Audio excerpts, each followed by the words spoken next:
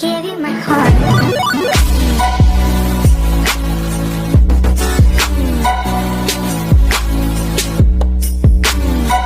والسلام عليكم، ورجعنا لكم دائما على قناه ياسين تي في لايف. ورجعنا باش نديروا اليوم المقارنه بين الاستقبال اللي تستقبل به المنتخب المغربي وبين الاستقبال الجزائري. انا ما كنتش باغي ندير هذه المقارنه، بما انه تلقى مقارنات من الجزائريين غادي ندخلوا المقارنه وغنخليكم تشوفوا.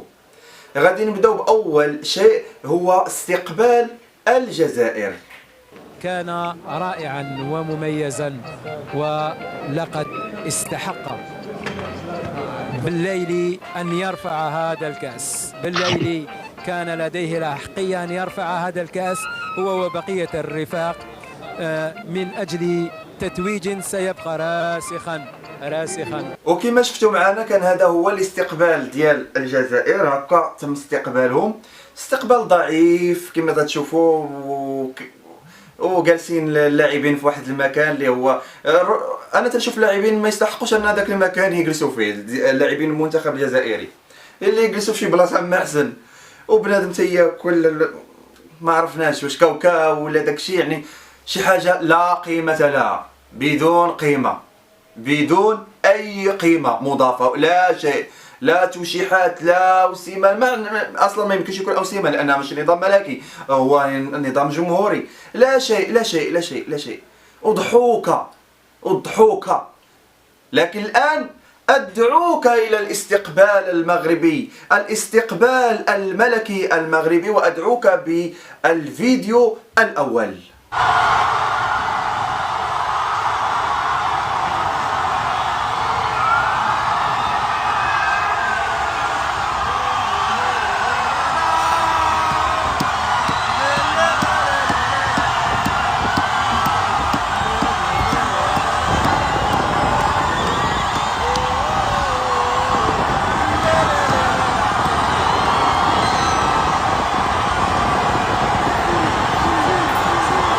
شيء جميل جميل جميل جميل جميل، يعني باش تشوف هذا الاستقبال الكبير، هذا الشعب المغربي، هذا كما قالت الفيفا ليس بشعب انه امه، وليس بامه انه شعب.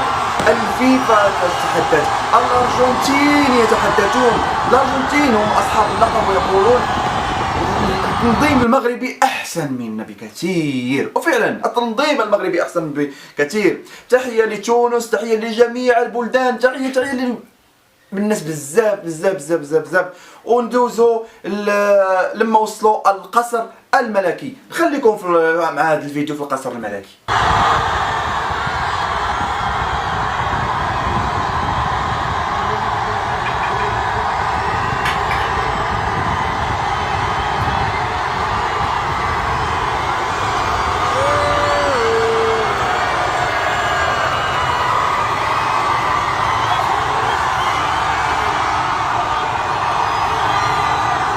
مباشرة. كان هناك استقبال حاشد للمنتخب المغربي، والآن توجه إلى القصر الملكي، والعاهل المغربي يستقبل أعضاء الفريق، ولابد أنه يحييهم فردا فردا. واللافت والجميل والمؤثر جدا جدا أن كل لاعب معه والدته كما نشاهد. جميل هذا الشيء، يعني أعضاء منتخب المغربي الآن يدخلون برفقة والداتهم إلى القصر الملكي للقاء العاهل المغربي، وطبعا تقديم التهنئة. من الجميل لحظ جهود المرأة والأمهات في تربية حاجه باهره واعره بزاف بزاف بزاف بزاف، لان شي حاجه اللي هي الطوب ان هذا الاستقبال هو الملكي من طرف جلاله الملك.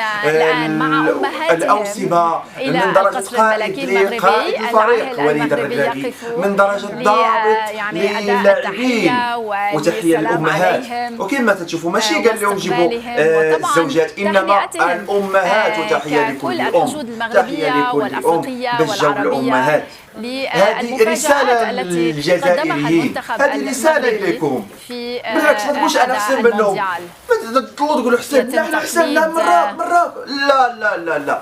المروك أعطاك اليوم درسا. مدرب الفريق المغرب يقدم لك درسا في التربية وفي الأخلاق وفي التنظيم، وكل لاعب وفي أهل 24 لاعبا. خليها في حلقة أذنك أن المغرب أعطاك اليوم درسا.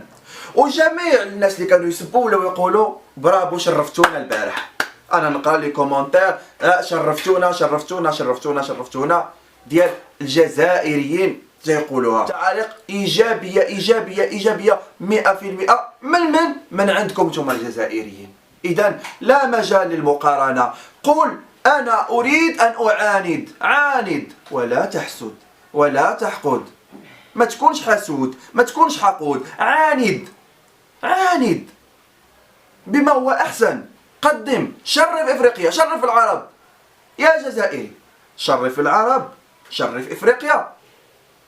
لكن ما تقولش هذا ديالي، هذا ديالي، اتاي ديالي، كذا ديالي. احنا من اصالتنا في طبالينا في كلشي لينا حنا تنقولوا اللي ديالنا ديالنا واللي ما ديالناش راه ما ديالناش. شي حاجه تاعتنا تاعتنا، عز لي واش هذا تاعنا راه تاعنا، ما تاعناش حاجه ما تاعناش.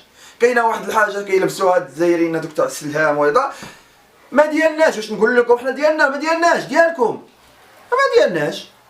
ولكن واش التقشيطه المغربيه راه ديال المغاربه مغاربه. شي حاجه اللي ديال المغاربه ديال المغاربه حيد عليا. شي حاجه ديالكم راه ديالكم. ما يتقبل الانسان الواقع، ماشي غادي نضرب فيك وانت تضرب فيا وكذا. تقبل الواقع بما فيه. نحن الاول في هذا، عاند لكي تصلون في الاول ونضادوا بعضياتنا على المركز الاول. تحيه للجميع، تحيه للجميع. اي شخص يحب المغرب ويعشق المغرب. المغرب في مغربها إلى أن يرث الله الأرض وما فيها. المغرب في مغربها إلى أن يرث الله الأرض وما فيها. هكذا نريدكم. نريد إنسان يكون شوية فيه ديال يعاند، يدير معاندة ويتزاحم معاك باش يوصل حتى هو. أما باش تحسد وتحقد لا يا جزائري، لا. هذه صفات دائمة دائمة ولئيما تضر في الخاطر.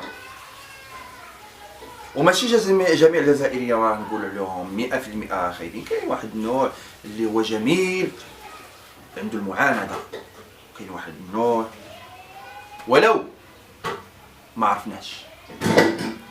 تحياتي لكم، ومازال عندنا فيديو جديد. ولكن الفيديو الجديد اللي غادي يكون، تابعوا معنا في القناة ديالنا قناة ياسين تي في لايف.